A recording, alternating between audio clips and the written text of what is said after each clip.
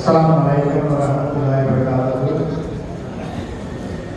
மேலப்பள்ளிவாசல் நிர்வாக சங்கம் நடத்தும் ஹஜ்ரத் கரீபே நவாஸ் அஜ்மீர் ராஜா மொய்னுதீன் சிஸ்தி ரலியல்லாஹு அவர்களின் 28ஆம் ஆண்டு வரலாற்று சிறப்பு விழாவிற்கு மேலப்பள்ளி இமாம் மௌலானா மௌலவி அல்ஹாஃபிஸ் அல்ஹாஜ் எஸ் அப்துல் ரஹீம் மாலிக் சனாஜி அவர்களை தலைமையேற்று தருமாறு நிர்வாகத்தின் சார்பாக கேட்டுக்கொள்கிறேன்.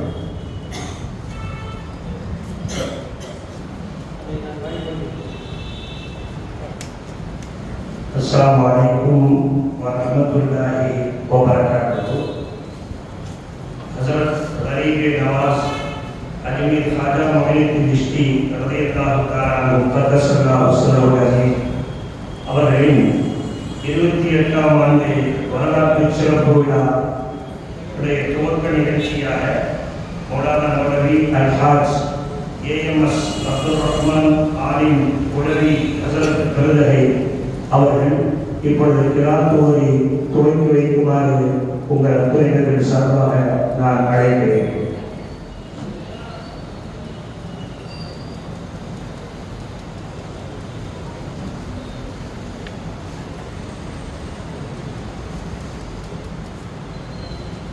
أعوذ بالله من الشيطان الرجيم.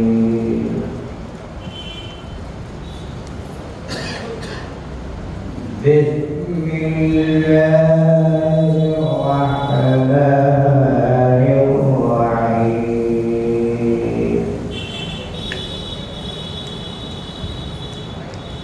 يا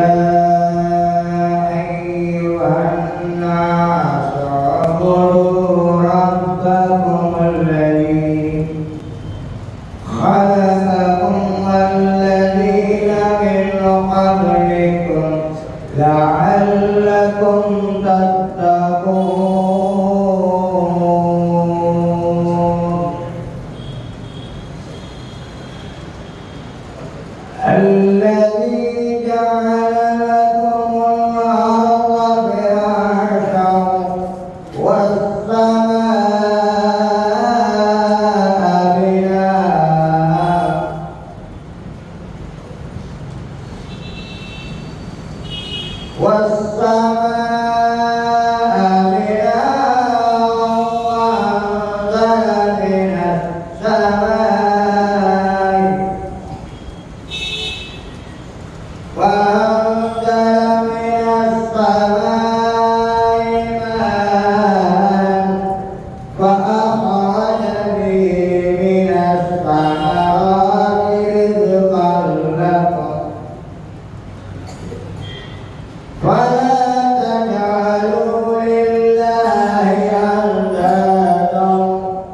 وأنتم تعلمون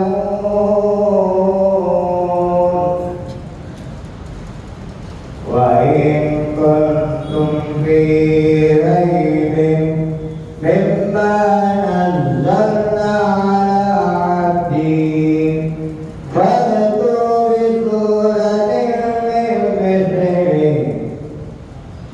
وادعوا شهداءكم من دون الله إن كنتم صادقين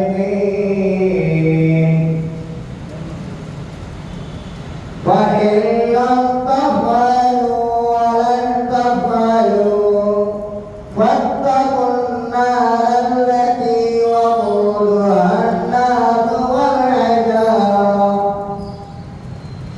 أعدت للكافرين وبشر الذين آمنوا وعملوا الصالحات أن لهم جنات تجري من تحتها الأنهار كلما رزقوا منها من ثمرة رزقا قالوا هذا الذي رزقنا من قبل وأتوا به متشابها ولهم فيها أزواج مطهرة وهم فيها خالدون. صدق الله العظيم.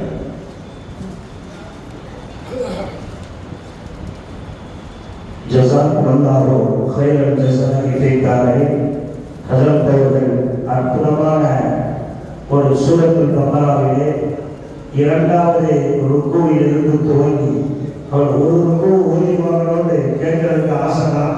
இருந்தாலும் சிறப்பு பேச்சாளருடைய நேரம் இருக்கிறது. அதை அவர்கள் ஓதிய ஒரு விஷயத்தை இந்த காஜாநாயகத்திலும் தொடர்பு இருக்கிறது. யா அய்யுஹன் நாஸ், மனிதர்களே என்று துவங்கக்கூடிய எல்லா மக்களையும் அறைகூவல் விடுத்து அழைக்கின்ற ஒரு அற்புதமான வசனத்தை எப்படி வழிமார்கள் நபிமார்கள் இந்த உலகத்தில் இருக்கிற அத்துணை மனிதருக்கும் அவர்கள் ரசூலாக அனுப்பப்பட்டிருக்கிறார்களோ அதுபோன்று காஜா நாயகம் அவர்களும் 800 ஆண்டுகளுக்கு முன்னால் அவர்கள் வருகிற போது இங்கே குஃப்ரு மண்டி கிடந்தது. அடிமீது அந்த சுற்று வட்டாரங்கள் எல்லாம் திருத்தி மிகப்பெரிய ஒரு தௌஹீதுடைய பிரச்சாரத்தை செய்து 90 லட்சம் பேர்களை இஸ்லாத்தில் கொண்டு வந்திருக்கிறார்கள். அதை நினைவூட்டக்கூடிய வகையில் அமைந்திருந்தது. ஹஜரத் அவர்களுக்கு எல்லா வளத்தையும் எல்லா இடத்தையும் நமக்கும் இங்கே பங்கெடுத்திருக்கிற அனைவருக்கும் அல்லாஹ் தந்தல் ஓய்வானாக. அடுத்தபடியாக வரவேற்புரை நிகழ்த்துவதற்காக வேண்டி நமது மேலப்பள்ளி நிர்வாக சங்கத்தின் ஆற்றல் மிகு தகுதி மிகு செயலாளர் அண்ணன் கே.ஜே. முகமது சஹாபுத்தீன் அவர்கள் இப்பொழுது வரவேற்புரை நிகழ்த்து வருகிறார்கள். அஸ்ஸலாமு அலைக்கும் வரஹ்மத்துல்லாஹி வபரகாத்துஹு. கண்ணியமிக்க பெரியவர்களே மற்றும் ஜமாத்தார்களே அனைவருக்கும் மீண்டும் ஒரு சலாத்தை தெரிவித்துக் கொள்கின்றேன். அஸ்ஸலாமு அலைக்கும் வரஹ்மத்துல்லாஹி வபரகாத்துஹு. மேலப்பட்டிவாசல் நிர்வாகத்தின் சார்பாக நடத்தும் இந்த விழா 28ஆம் ஆண்டை நோக்கி நகர்ந்து கொண்டிருக்கிறது. நமது நிர்வாகத்தின் சார்பாக ஏற்படுத்தப்பட்ட வகுப்பு தொடர்ந்து அதற்கென்று சிறப்பான முறையில் செயல்பட்டுக் கொண்டிருக்கிறது. அந்த வகையில் ஹஜ்ரத் கரீமே நவாஸ் அஜ்மீர் காஜா மஹீத் சித்தர் ரலியல்லாஹு அன்ஹு அவர்களின் 28ஆம் ஆண்டு வரலாற்று சிறப்புமிக்க சிறப்பு விழாவில் கிராத்துவது அமர்ந்திருக்கும் நூற்பல் இமாம் மௌலானா முல்லவி அல்ஹாஜ் ஏஎம்எஸ் அப்துல் ரஹ்மான் அவர்களையும் தலைமை ஏற்று நடத்தி கொண்டிருக்கும் மேலப்பள்ளி இமாம் மௌலானா முல்லவி அல்ஹாஜ் எஸ் அப்துல் ரஹீம் ஆலிம் சுராஜி அவர்களையும் மேலப்பள்ளி நிர்வாகத்தின் சார்பாக வருக வருக என அன்புடன் வரவேற்றுக் கொள்கின்றேன்.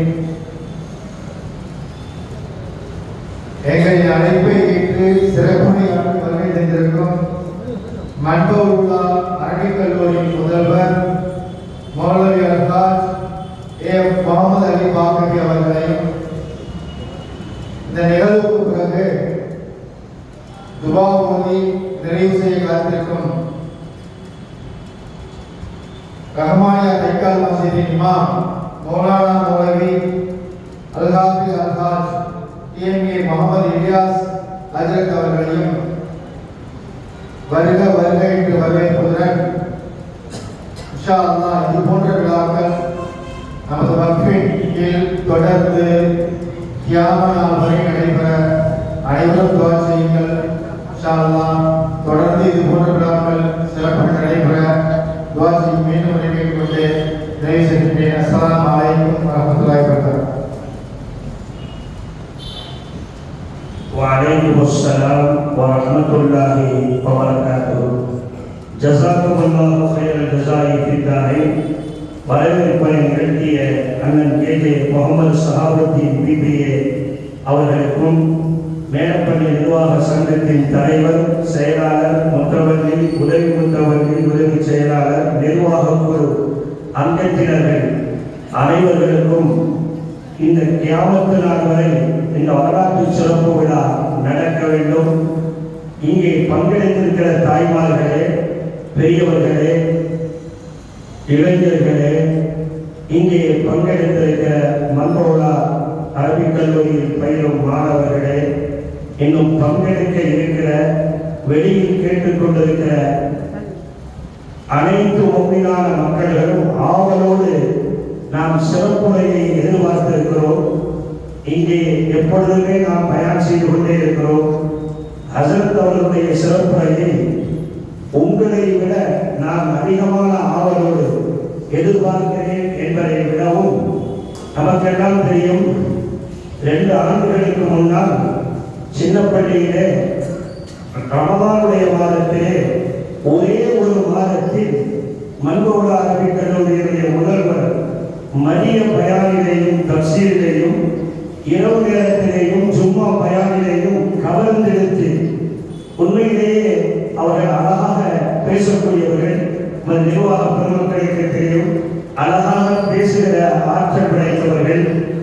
இன்னும் சொல்ல போனால் அவர்கள் இந்த பாசிப்பட்டணத்தைச் சேர்ந்த நைனாம்சா வழியுள்ளா அவருடைய பரிசுத்த பரம்பரையில் வழித்தோன்று, அதே போன்று தொழிற்கோடு உஸ்தாத் ஷேகுனா அவருடைய செல்லப்பிள்ளை, இப்படி பல்வேறு சிறப்புகளை பெற்றிருக்கிற, அரிய வாய்ப்பை பெற்றிருக்கிற மன்மோலா அரபிக் கல்லூரியினுடைய முதல்வராக செயலாற்றிக் கொண்டிருக்கிற அற்புதமான ஆளுமைக்கு சொந்தக்காரர் மௌலானா மௌலவி அல்ஹாஜ் ஏஎஃப் முகமது அலி பாக்கவி ஹஸரத் அவர்கள் இப்பொழுது உரை நிகழ்த்த வருகிறார்கள்.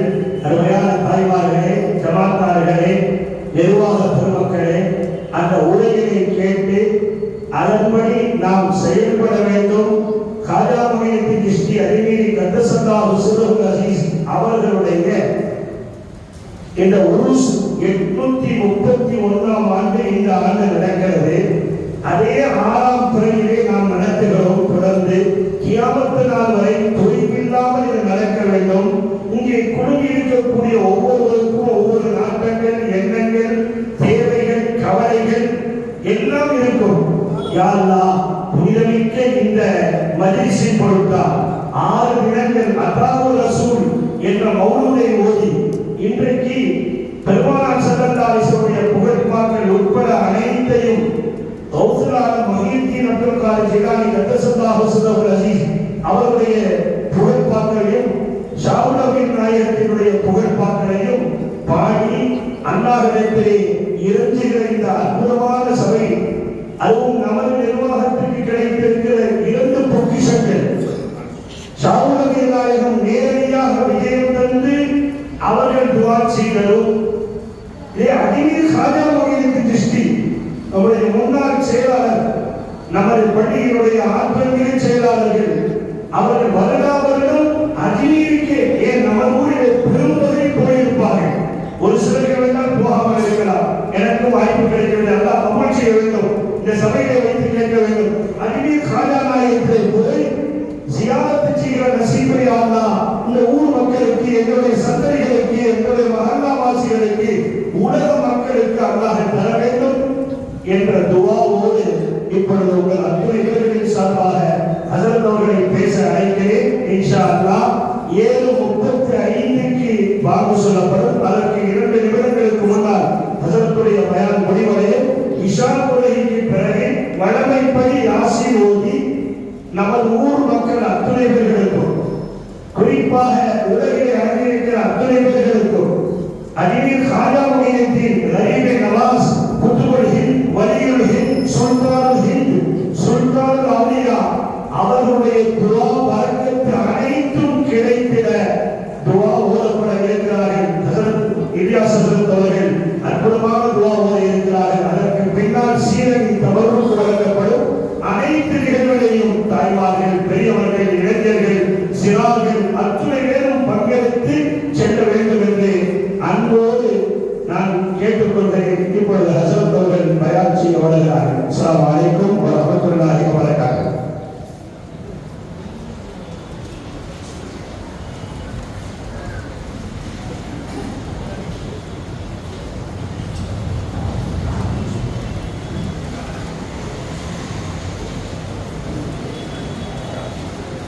السلام عليكم ورحمة الله وبركاته.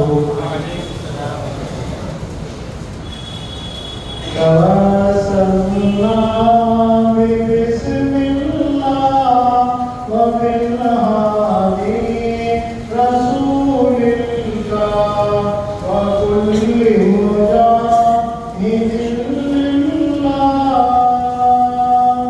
وأهل البدر يا الله. صلاة الله سلام الله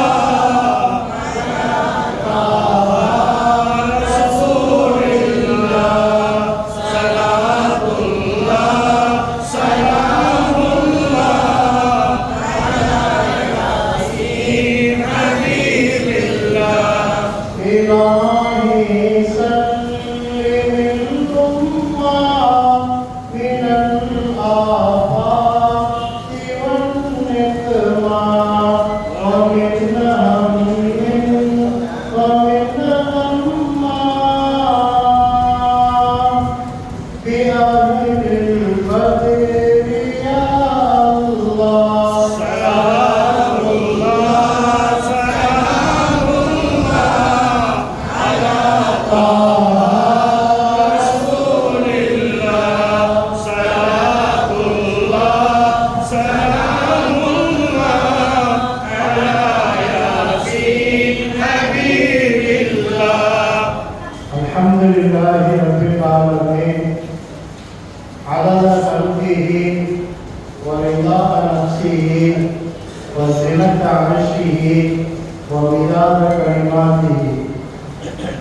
اللهم رب الحل والحرام ورب المشاعر الحرام ورب البيت الحرام ورب الركن والمقام أبلغ بسيدنا ومولانا محمد صلى الله عليه وسلم منا السلام تحية وسلاما.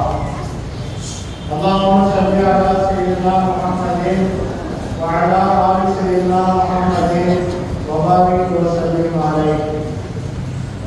أما بعد فقد قال الله تبارك وتعالى في محكم تنزيله في القرآن العظيم وفي الفرقان المجيد: إنا أرسلناك شاهدا ومبشرا ونذيرا وداعيا إلى الله بإذنه وسراجا منيرا. قال نبينا صلى الله عليه وسلم: ذكر الأنبياء عبادة وذكر الأولياء كفارة أو كما قال عليه الصلاة والسلام. மேலப்பள்ளி வாசல் நிர்வாக சங்கம் நடத்தக்கூடிய சுல்தானுல் ஆரிஃபீன் ஹபீபுல்லாஹ் அத்தாவுர் ரசூல்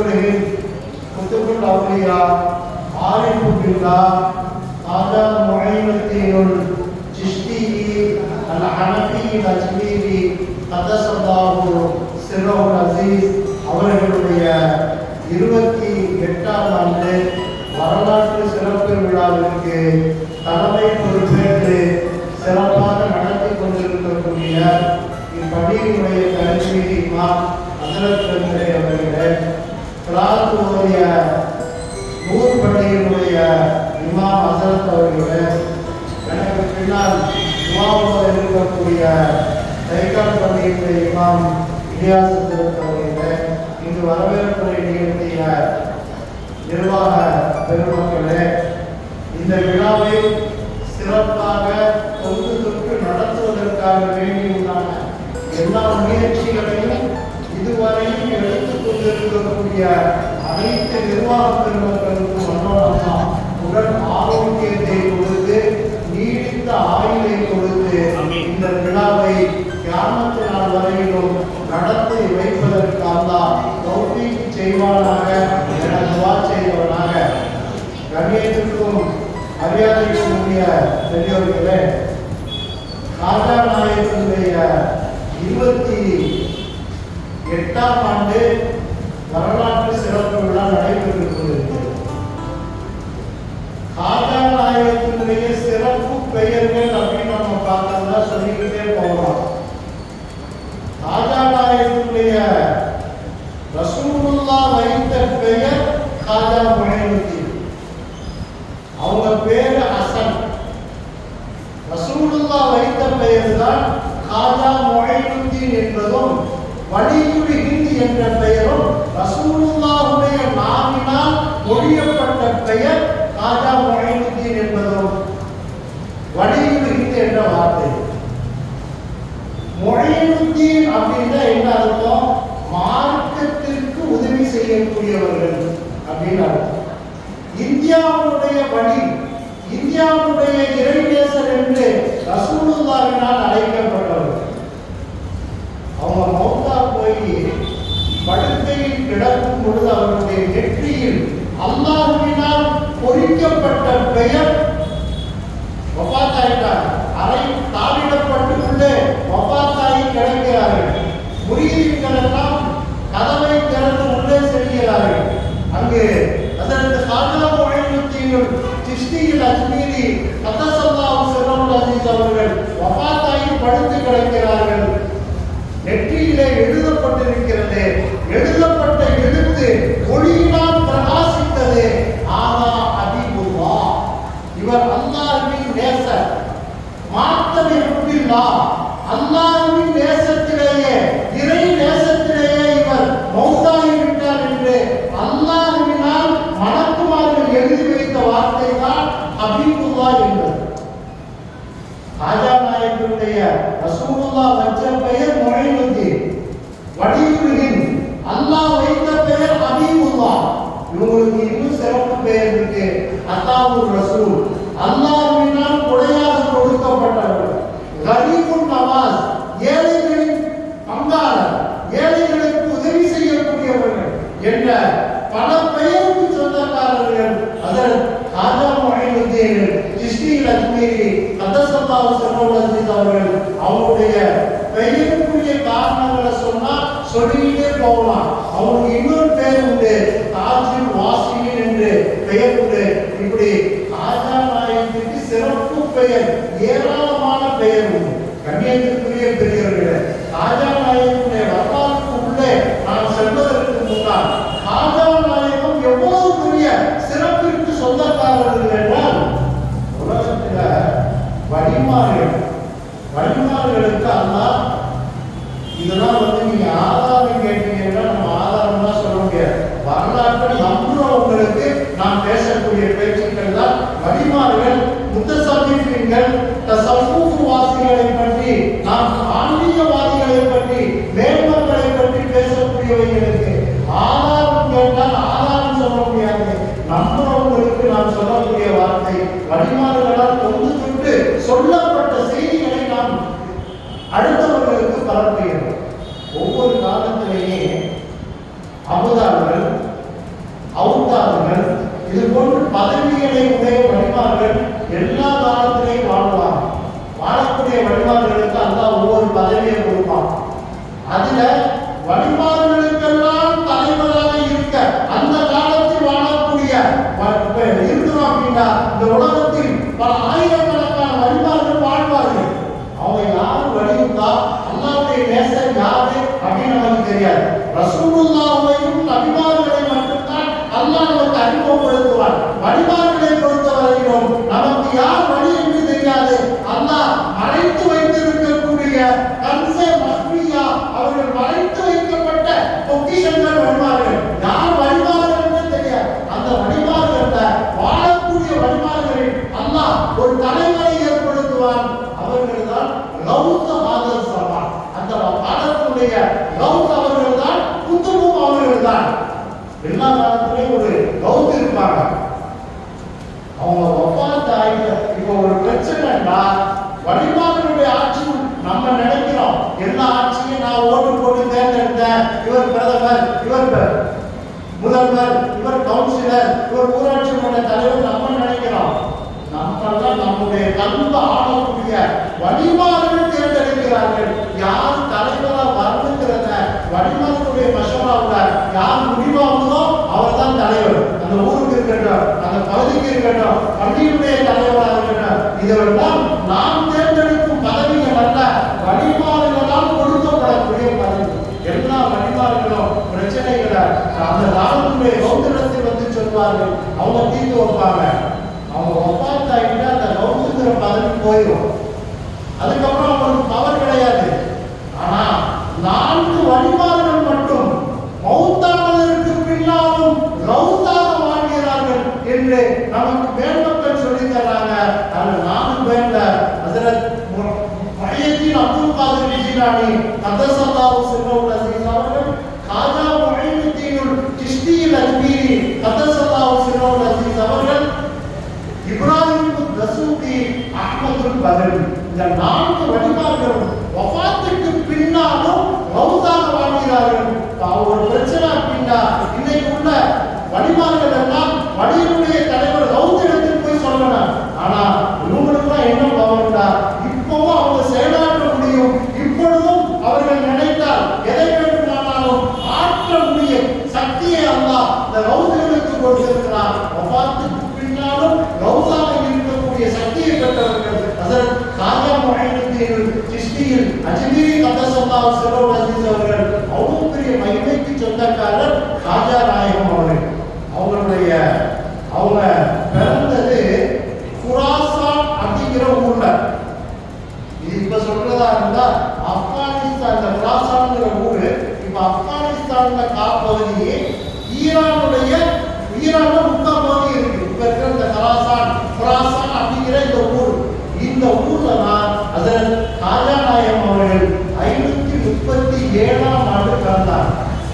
ஹிஜ்ரி 537ல குராசான் என்ற ஊர்ல பிறந்தார். இவங்களுடைய தந்தையின் பெயர் சையது ரியாசுத்தீன் அஹ்மத். இவங்க தாயாருடைய பெயர் சையதா மாஹிமூன் அப்படின்னு சொல்லுவாங்க. சிறப்பு பெயர் உம்முல் வரா. இவங்க தந்தையுடைய வம்சம் ஹஜ்ரத் ஹசன் ரலியல்லாஹு அன்ஹு போய் சேருது. அவங்க தாயினுடைய வம்சம் ஹஜ்ரத் ஹுசைன் ரலியல்லாஹு அன்ஹு போய் சேருது. ரசூலுல்லாஹ்வுடைய மகளார் அன்னை ஃபாத்திமா ரலியல்லாஹு அன்ஹு அவங்களுடைய மகன் ஹசன் ஹுசைன் 2 பேருமே போய் சேருது. தாயின் வழி ஹஜ்ரத் ஹசன் ரலியல்லாஹு அன்ஹு, தந்தையின் வழி ஹஜ்ரத் ஹுசைன் ரலியல்லாஹு அன்ஹு போய் சேருது. இவங்க பியூர் சையத் வம்சம், ரசூலுல்லாஹ்வுடைய பரம்பரையை சார்ந்தவர்கள். ரசூலுல்லாஹி ஸல்லல்லாஹு அலைஹி வஸல்லம் அவர்கள் இந்த மக்களிடத்தில் 23 ஆண்டுகள் படாத பாடுபட்டு ரசூலுல்லாஹ் சொன்னாங்க, அஷத்து பலாகன் அல்-அன்பியா சும்ம நம்சல் அதிகமான சோதனைக்கு உட்படுபவர்கள் நபிமார்கள். அதற்கு பின்னால் நபிமார்களுக்கு ஈடாக இருக்கக்கூடிய சஹாபாக்கள் வழிமார்களுக்கு தான் அல்லாஹ் அதிகமான சோதனை கொடுப்பான். இதில் அதிகமாக சோதிக்கப்பட்டவர்கள் இந்த உலகத்துல ரசூலுல்லாஹ்வை போல யாருமே சோதிக்கப்படவில்லை. அவங்களுக்கு ஏற்பட்ட பலாவை போல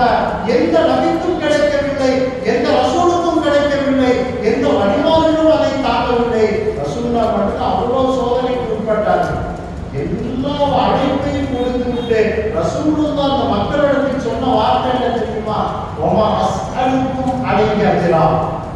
நான் இவ்வளவு கஷ்டப்படுறேன், உங்களுக்கு ஹிதாயத்தை தந்தேன், இஸ்லாத்தை தந்தேன், ஈமானை தந்தேன், இஹ்சானை தந்தேன், இல்மை தந்தேன், எல்லாத்தையும் தந்தேன், உங்களை இன்னைக்கு மனிதமாக வாழ வைத்திருக்கிறேன் என்றால் இதற்கு நான் பட்ட கஷ்டங்கள் ஏராளம். இதுக்கெல்லாம் நான் உங்கள்கிட்ட எந்த கூலியையும் கேட்கல. நீங்க எல்லா நண்பர்களும் அதான் சொன்னார்கள், நான் உங்கள்கிட்ட எந்த கூலியையும் கேட்கல, அல்லாஹ் எனக்கு தருவாங்க. ஆனா ரசூலுல்லாஹ் சொன்னாங்க, நான் செய்த இந்த பணிக்கு நான் உங்களிடத்தில் கூலியை எதிர்பார்க்கவில்லை. இல்லம் மமத்தத்தை விட்டுருவா.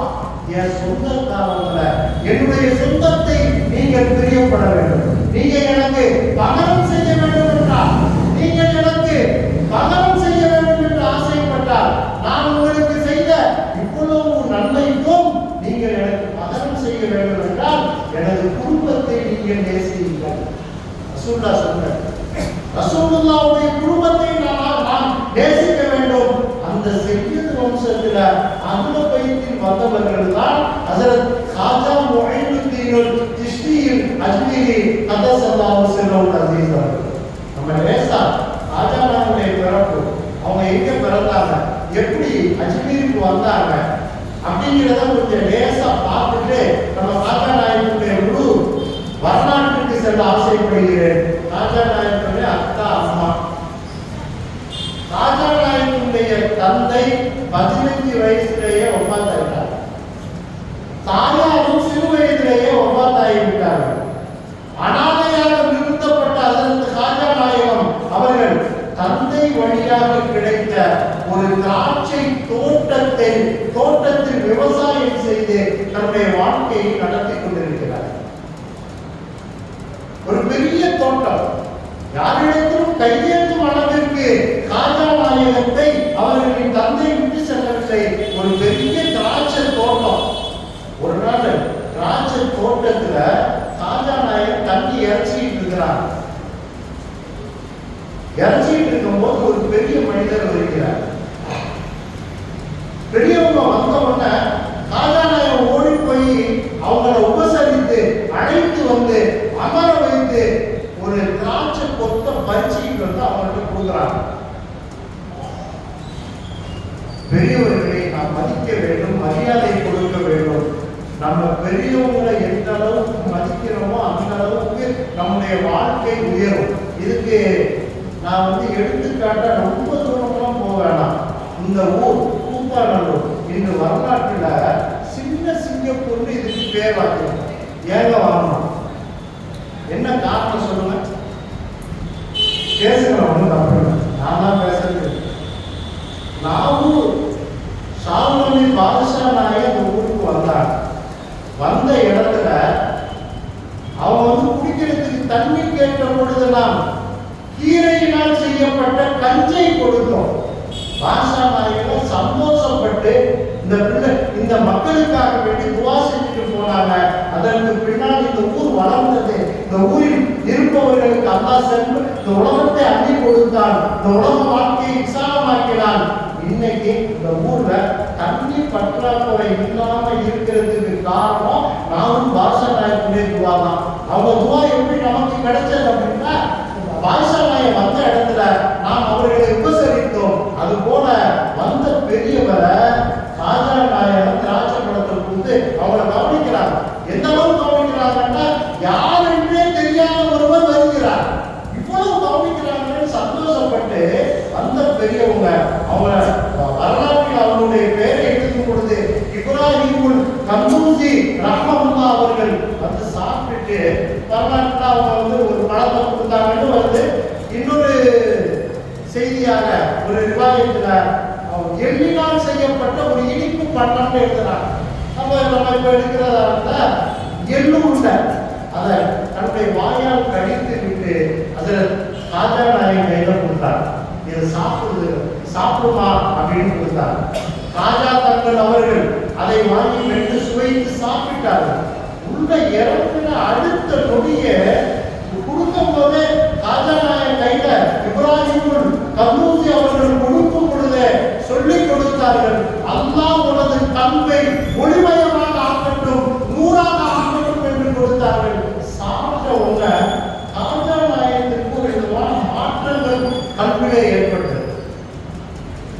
தோட்டத்தை பராமரித்துக் கொண்டு வாழ்க்கையை நடத்தி கொண்டிருந்த ராஜா நாயகத்துக்கு அதை சாப்பிட்டாங்க.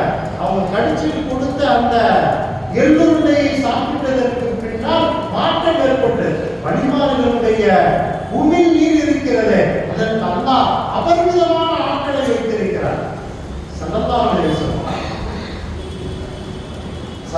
வஸல்லம் அபூபக்கர் ஹிஜ்ரத்துக்கு போகும்போது தவுரு குகையில இருந்தாங்கல்ல, பாம்பு கடிச்சிச்சுல, அப்ப என்ன மருந்து கொடுத்தாங்க ரசூலுல்லாஹ்? அபூபக்கர் ரலியல்லாஹு அன்ஹு தன்னுடைய உமிழ் நீரை தொட்டு வச்சாங்க. நல்லோர்களின் உமிழ் நீருக்கு ஒரு தனி மகத்துவம் உண்டு. மொய்தீனானவங்க தஅவத்துப்படி செய்ய வேண்டும், மக்களை இஸ்லாத்தின் பக்கம் அழைக்க வேண்டும் அப்படிங்கிறதுக்காக வேண்டி ரசூலுல்லாஹ் போ சொல்லி கனவுல சொல்றாங்க. மொய்தீனானவங்க சொன்னாங்க, யா ரசூலுல்லாஹ், என்னுடைய ஆற்றலே எனக்கு ஒழுங்கா பேச வராது, என்ன போய் மக்களிடத்தில் ஏகத்துவ பணியை செய்ய சொல்றீங்களா, எனக்கு பேச வராதுன்னா. அப்ப ஸல்லல்லாஹு அலைஹி வஸல்லம் அலியல்லாஹு கனவுல வர்றாங்க. ரசூலுல்லாஹ் தனது உமிழ் நீரை எடுத்து மொய்தீனானவருடைய நாட்டில் வைத்தார்கள். அதுக்கு பின்னால் அலியல்லாஹு தனது உமிழ் நீரை எடுத்து வச்சாங்க. அதற்கு பின்னால் ஹஜ்ரத் முஹையீன் அப்துல் காதிர் ஜீலானி கத்தஸல்லாஹு சிர்ரஹு அஸீஸ் அவர்கள் எப்படி பேசினார்கள், பேச்சாற்றலை எப்படி பெற்றார்கள் என்றால், ஒரு சபையில் நின்று பேசினாங்கன்னா சபையில் 1000 பேர் இருந்தா 500 பேர் இஸ்லாத்தை ஏற்றுவாங்க. அப்படிப்பட்ட பேச்சாற்றலை பெற்றார்கள் ஹஜ்ரத் முஹையீன் அப்துல் காதிர் ஜீலானி கத்தஸல்லாஹு சிர்ரஹு அஸீஸ் அவர்கள். அதனால வழிமாறுகளுடைய உமிழ் நீர் இருக்குல்ல, அதுக்கு அல்லாஹ் ஒரு தனி மகத்துவத்தை வைத்திருக்கிறார். அதற்கு ராஜா நாயகம் அவர்கள் தோட்டத்தை கவனித்துக் கொண்டிருந்த ராஜா நாயகத்திற்கு இல்மை கற்க வேண்டும், ஆன்மீகத்தை நாம் தெரிந்து கொள்ள வேண்டும், தஸவ்வுஃபிற்கு நாம் மூழ்க வேண்டும், மாரிஃபத்துல்லாஹ் அல்லாஹ்வை அறிய வேண்டும், நாம் ஆப்தாக வேண்டும், ஆலிமாக ஆக வேண்டும் என்ற ஒரு உந்து சக்தி ஏற்படுது. அதோட ராஜா நாயகம் அகல வைத்தை சார்ந்தவர்கள் பொதுவாக நம்ம வழிமாறுகளை எந்த அளவுக்கு நம்ம மரியாதை கொடுக்கிறோமோ, எந்த அளவிற்கு நாம் அவர்களுக்கு நிர்பத்தி செய்கிறோமோ, அந்த அளவிற்கு நாம் பயன்களை அடைய முடியும். இதுக்கு வரலாற்றை நிறைய நம்ம சொல்லலாம். நான் சுருக்கமா நம்ம கேள்விப்பட்ட 2 விஷயத்தை நான் சொல்லிட்டு நான் போயிருந்தேன். இப்னு அப்பாஸ் ரலியல்லாஹு அன்ஹு, ரசூலுல்லாஹ்வுடைய சஹாபாக்களில் இப்னு அப்பாஸ் ரலியல்லாஹு அன்ஹு குர்ஆனுக்கு விளக்கம் சொல்லக்கூடிய முஃபஸ்ஸிர்கள்ல சஹாபாக்கள்ல தலைவர் யாருன்னா இப்னு அப்பாஸ். குர்ஆனுக்கு விளக்கம் சொல்றதுக்கு தலைவர் யாரு? இப்னு அப்பாஸ் ரலியல்லாஹு அன்ஹு. ஹதீஸ் முஹத்திஸ் சஹாபாக்கள்ல ஹதீஸ் கலை வல்லுனர் யார் அப்படின்னா ஹஜ்ரத் அபூ ஹுரைரா ரலியல்லாஹு அன்ஹு. இந்த இல்முலாம் அவங்களுக்கு எப்படி கிடைச்சிச்சு அப்படின்னா, ரசூலுல்லாஹ்விற்கு செய்த ஹிதமத், ரசூலுல்லாஹ்வின் இடத்தில் அவர்கள் நடந்து கொண்ட அந்த ஒழுக்கம் நல்ல குணத்தினால் ரசூலுல்லாஹ் செய்த துவா, அபூபக்கர் ரலியல்லாஹு அன்ஹு, உமர் ரலியல்லாஹு அன்ஹு, உஸ்மான் ரலியல்லாஹு அன்ஹு, அலி ரலியல்லாஹு அன்ஹு, அஷரத்தே முபஷரா போன்ற சஹாபாக்கள் எல்லாம் இருக்கக்கூடிய மஜ்லிஸிலே ஒரு குர்ஆனுடைய ஆயத்திற்கு விளக்க வேண்டும்னா இப்னு அப்பாஸ் கூப்பிட்டு அபூபக்கர் ரலியல்லாஹு அன்ஹு விளக்கம் கேட்பாங்க. யார் அபூபக்கர்? முதல் கலீஃபா, ரசூலுல்லாஹ்விற்கு கைருல் பஷரி பஅதல் அன்பியா, நபிமார்களுக்கு பின்னால் சிறந்த அந்தஸ்தை பெற்ற ஹஜ்ரத் அபூபக்கர் ரலியல்லாஹு அன்ஹு. அவங்க கூட இப்னு அப்பாஸ் போய் கேட்பாங்களா, இந்த ஆயத்துக்கு என்ன விளக்கம், என்ன காரணம் அப்படின்னா, இப்னு அப்பாஸ் ரலியல்லாஹு அன்ஹு 7 வயசு குழந்தை, 7 வயசுல ரசூலுல்லாஹ் அவங்களுடைய மனைவி மைமுனா நாயுடைய வீட்டில் தங்கியிருக்காங்க. மைமுனா நாயகி அந்த இப்னு அப்பாஸ் ரலியல்லாஹு அன்ஹு மாமி. ரசூலுல்லாஹ் மைமுனா நாயுடைய வீட்டில் தங்கியிருக்கும் போது இப்னு அப்பாஸ் ரலியல்லாஹு அன்ஹு அந்த வீட்டில் தங்கியிருக்காங்க. ரசூலுல்லாஹ் தஹஜ்ஜுடைய நேரத்தில் இருந்து தன்னுடைய தேவைகளை பரிபூர்ணமாக்கிட்டு வர்றாங்க. வந்து பார்த்தா அவங்களுக்கு தேவைப்படக்கூடிய தண்ணீர் அங்கே எடுத்து வைக்கப்பட்டிருக்கு. ரசூலுல்லாஹ் எடுத்தாங்க, எல்லா சுத்தம் பண்ணிட்டு ஒது செய்து விட்டு வர்றாங்க. வந்தா மைமுனா நாயகி படுத்து கிடக்குறாங்க. வைத்தான் யார் வைத்திருக்க வேண்டும்? தனது மனைவி மைமுனா வைத்திருக்க வேண்டும். 3வது நபர் இப்னு அப்பாஸ் இருக்கிறார், சிறிய குழந்தை, 7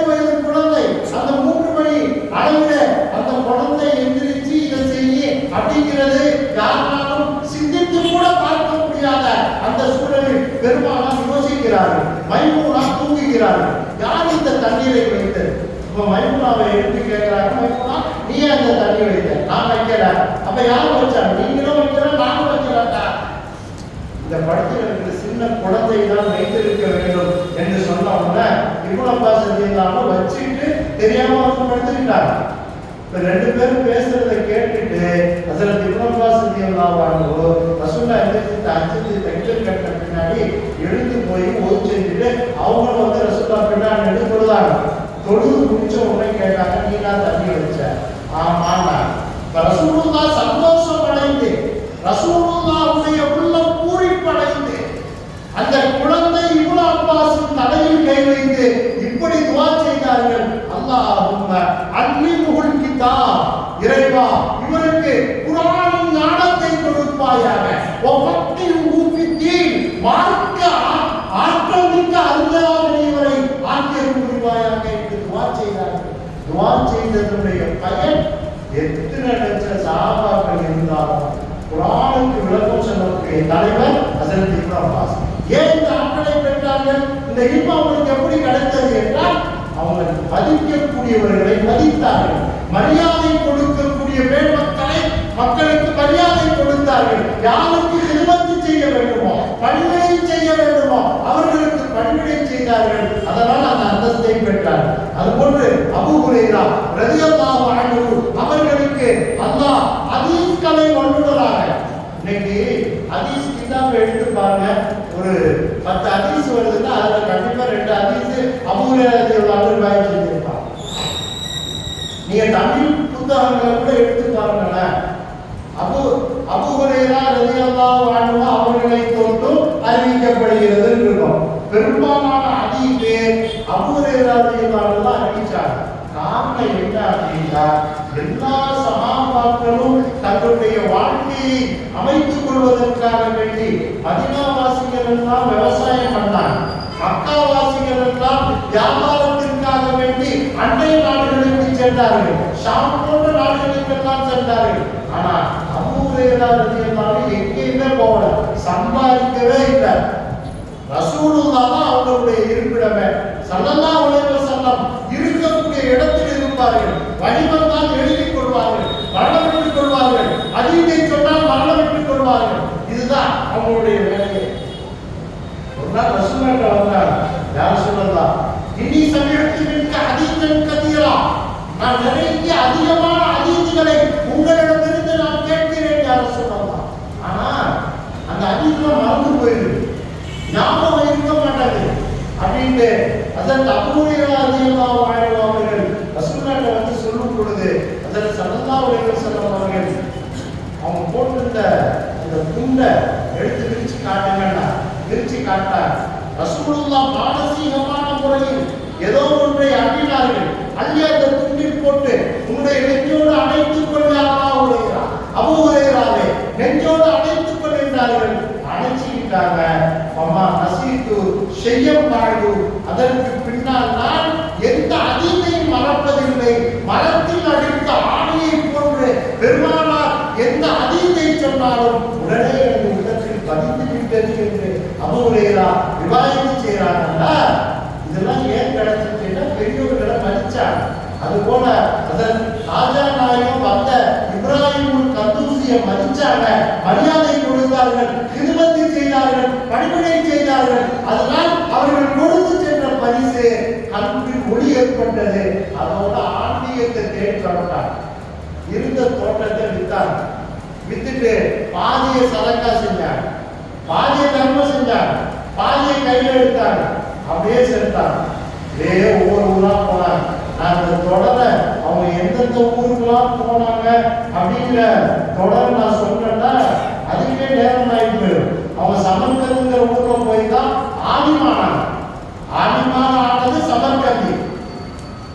அந்த நேரத்துல சமர்கந்து, புகாரா போன்ற ஊர்கள் தான் இல்முடைய கேந்திரமாக இருந்தது. அங்கதான் இல்மு அதிகமா கற்றுக் கொடுக்கப்பட்டது. ஒரு காலத்துல இந்த இல்முன்னு சொல்லும் போதே அவங்க ஞாபகம், ஒரு காலத்துல தமிழ்நாட்டுல 4 மதரசா தாங்க, 4 மதரசா தான். பாக்கியாத்து, லால்பேட்டை மதரசா, கூத்தாநல்லூர் மதரசா, புதக்குடி மதரசா. இந்த 4 கூத்தாண்டூர்னா மக்களோட மதரசா. இந்த 4 மதரசா தான் இருக்கும்.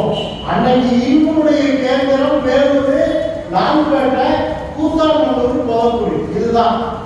ஆனா இன்னைக்கு என்ன அப்படின்னா தடுக்கி உடுத்த இடத்துல எல்லாம் மதரசா. அதனால இன்னைக்கு மதரசாவும் பிள்ளைகளுக்கு எல்லாம் மதரசாமி கம்மியாயிட்டாங்க, ஓதுறது கம்மியாயிடுச்சு, இல்முடைய ஆர்வம் இல்லாம போச்சு. அதை பத்தி நம்ம நீண்ட நேரம் அதில் போக வேண்டாம். அப்ப இல்முடைய கேந்திரமாக இருந்தது சமர்கத். அங்க போய் ஆலிமானாங்க, ஆப்பிள் ஆனாங்க. ஆப்பிள் ஆயிட்டு ஆலிம் ஆயிட்டு அங்கேருந்து புறப்பட்டு ஒவ்வொரு ஊரா போனாங்க. போகும்போதுதான் பகதாதுக்கு போனாங்க. பகதாதுல போய் அதற்கு பழைய அப்துல் காதர் ஜீலானி கதஸல்லாஹு ஸல்லல்லாஹு அலைஹி வஸல்லம் ஜீலானி என்ற ஊர்ல போய் சந்திச்சாங்க. சந்திச்சு 2 வருஷம் மொய்தீன் அவங்களோட இருந்தாங்கன்னு வரலாற்று எழுதுறாங்க. மொய்தீன் அவங்கள்ட்ட கேட்டாங்க, என்னை பையத்து கொடுங்க, என்னை உங்களுடைய புதிதாக ஏற்றுக்கொள்ளுங்கள், நான் உங்களை செய்தாக ஏற்றுக்கொள்கிறேன், எனக்கு பையத்து செய்து தாங்கன்னாங்க. அப்போ மொய்தீன் அவங்க சொன்னாங்க, உங்களுக்கு செய்து நான் இல்லை, உங்களுடைய செய்தி வேற ஆள் இருக்காங்க, நீங்க தேடி போங்க, உங்க செய்தி உங்களுக்கு கிடைப்பா அப்படின்னு பின்னால அதற்கு பின்னால் அதற்கு ராஜா முஹைதீன் சிஸ்ரீல் அக்பீரி கதஸல்லாஹு ஸல்லல்லாஹு அவர்கள் ஹாரூனி என்ற ஒரு ஊர்ல இருந்த உஸ்மான் ஹாரூனி கதஸல்லாஹு ஸல்லல்லாஹு என்ற செய்தியில போறாங்க. அங்க போனா அவங்க நாட்காந்து இரவுல திறந்துறாங்க. இரவு நேரத்தில் வழிமார்களுடைய காக்காக கூட்டியாக இருக்கிற திறந்து கிடக்கு. அப்ப விசாரிக்கும் போது சொல்லப்பட்டதா உஸ்மானுல் ஹாரூனி சொல்லி வச்சாங்களா, காஜா என்று ஒருவர் வருவார், அவருக்காக வேண்டி எல்லா நேரமும் இந்த கதவு திறந்தே இருக்கட்டும், அவர் என்னுடைய மொழி அவர் வருவார்னு சொல்லி வச்சிருந்தாங்க. போனாங்க.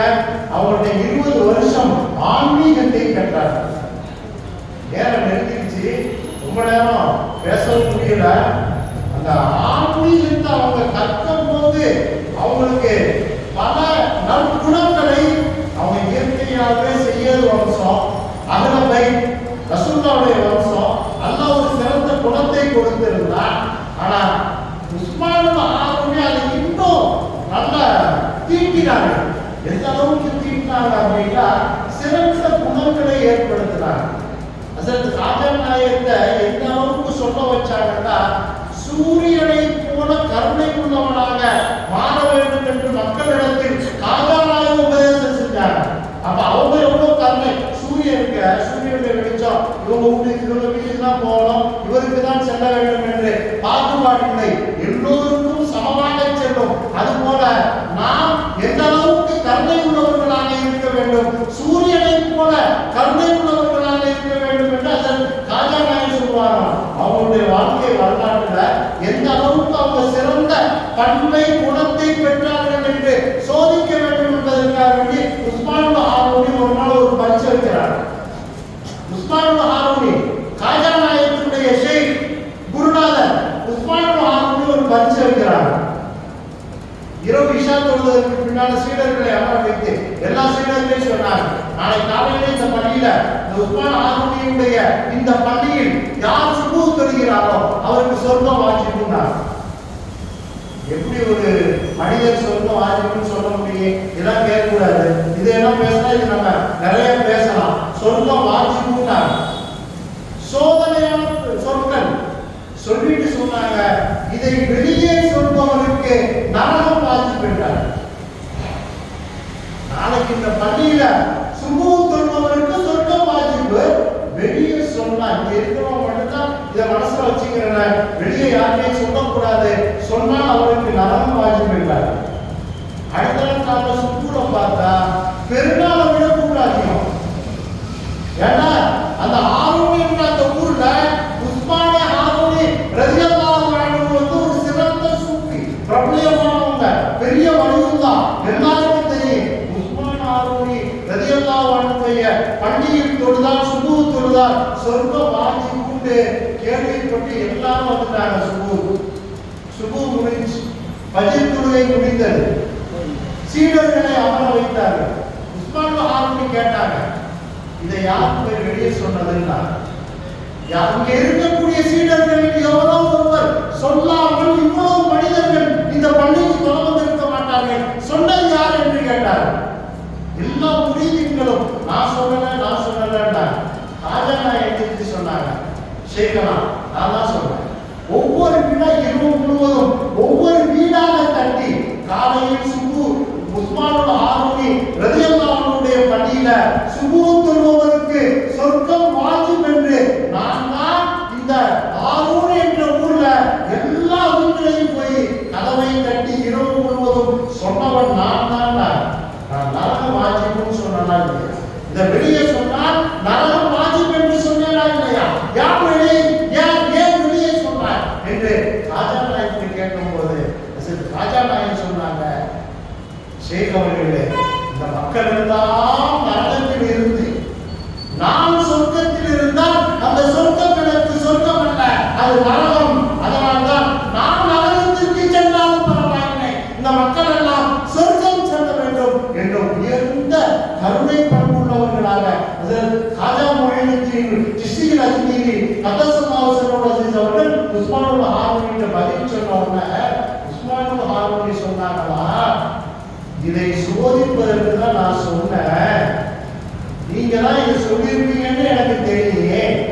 ஏன்னா இந்த குணம் நமக்கு என்ன தீங்கு ஏற்பட்டால், நாம் இந்த நரகத்திற்குரிய படுகொலையில் நாம் தள்ளப்பட்டாலும் இந்த மக்கள் சொர்க்கம் செல்ல வேண்டும் என்ற உயர்ந்த பண்பு உங்களுக்கு தான் இருந்தும் ராஜாவே அப்படின்ட்டு உஸ்மானுல் ஹாரூனி வைத்த அந்த பரீட்சையில் வெற்றி பெற்று உஸ்மானுல் ஹாரூனி அவர்கள் அதற்கு பின்னால் நீங்கள் செல்லலாம், சென்று உங்களுடைய தஅவத் பணியை மேற்கொள்ளலாம் என்றார்.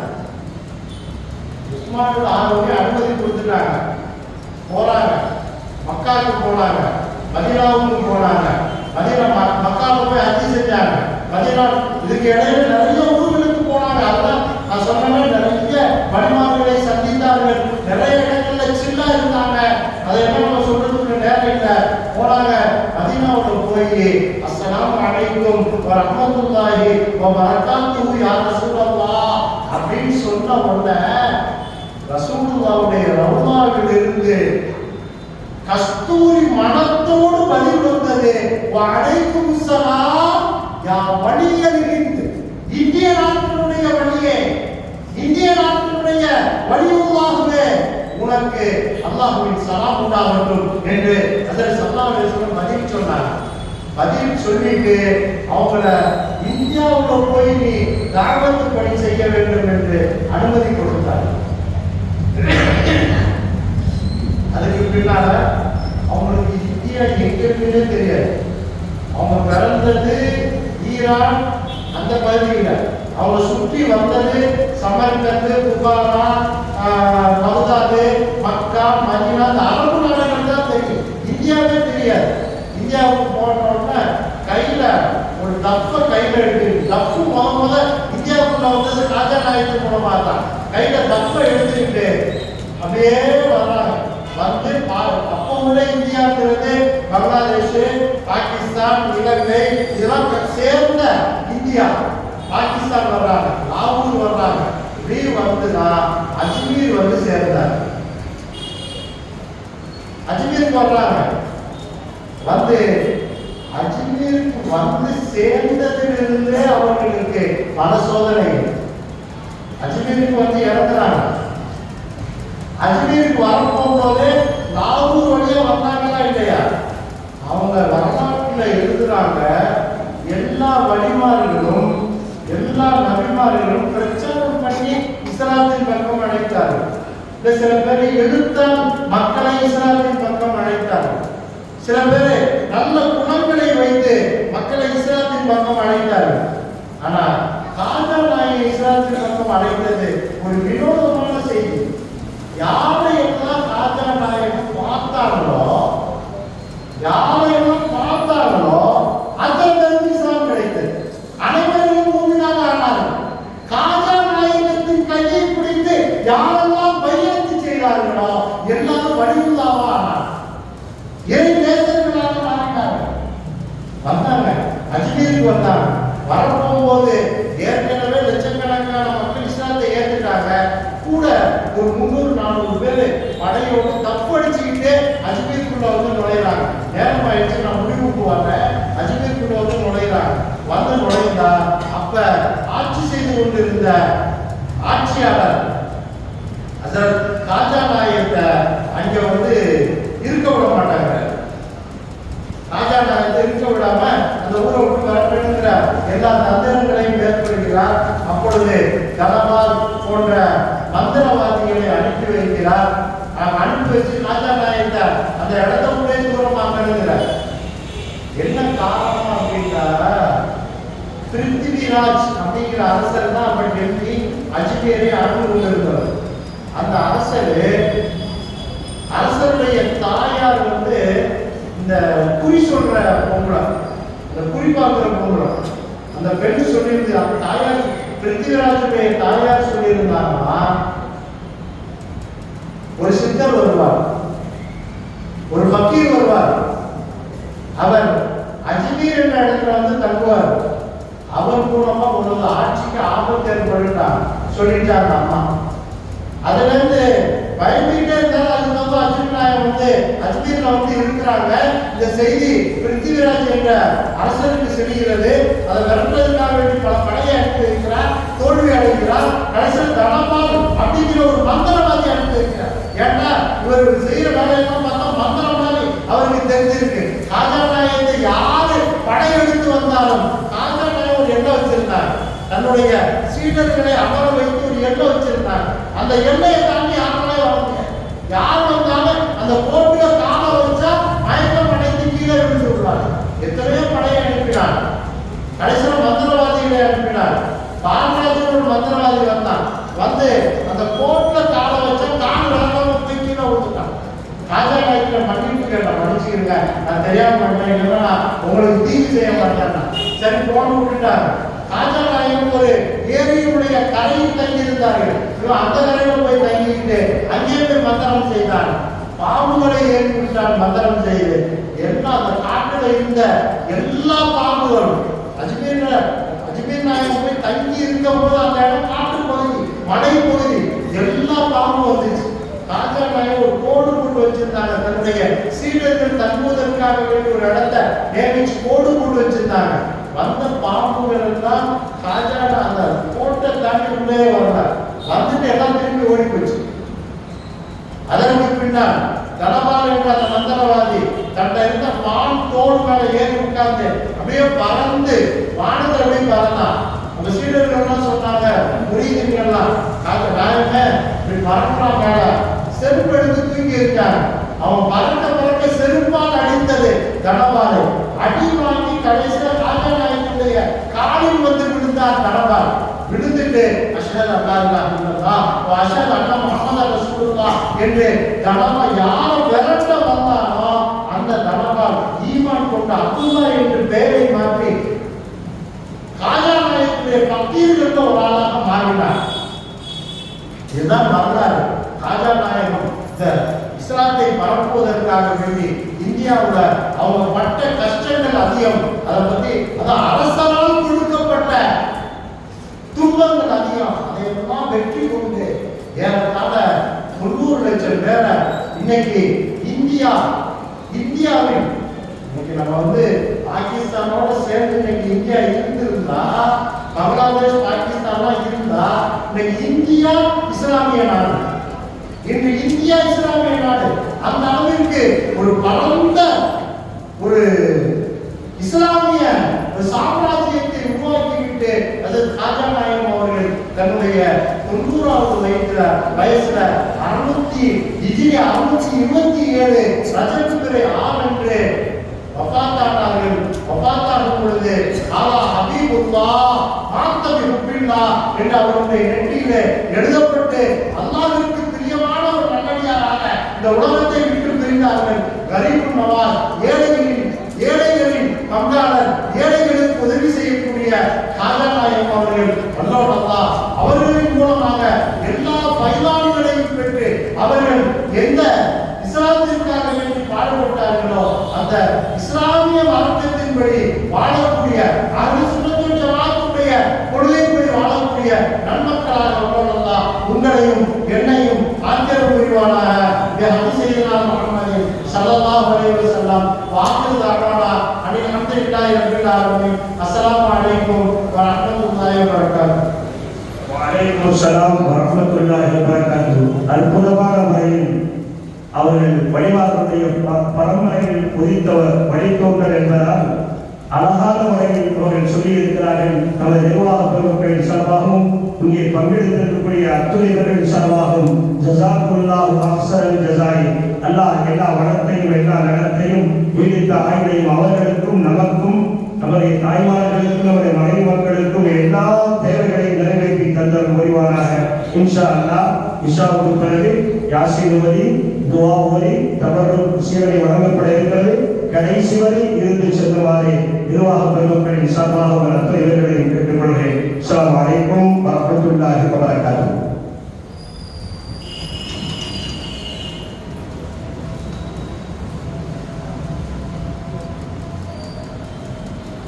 Allahu Akbar, Allahu Akbar. Allahu Akbar, Allahu Akbar. Asyhadu an la ilaha illallah.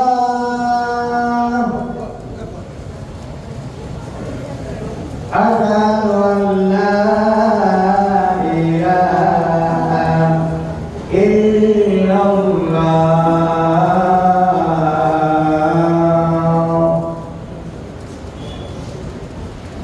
Asyhadu anna Muhammadan Rasulullah. Asyhadu anna Muhammadan Rasulullah.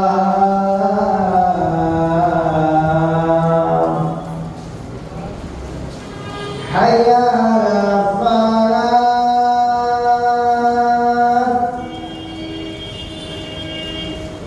Hayya 'alal salat.